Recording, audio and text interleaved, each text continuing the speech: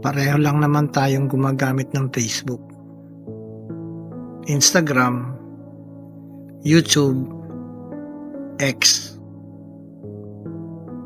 Dahil pareho tayong may phone, may internet, at lalong-lalo na, parehong-pareho tayong may oras sa social media. Tell me I'm not wrong.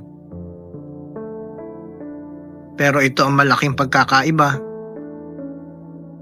Ikaw, consume lang. Kami, consume, then create. At ano ang kini-create namin? We create opportunities.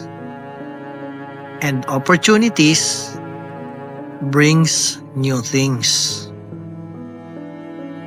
Growth, clarity, hope, new path, and transformation. Now, get out of your comfort zone at i-apply mo itong last rule. Sa huling scroll mo ngayon,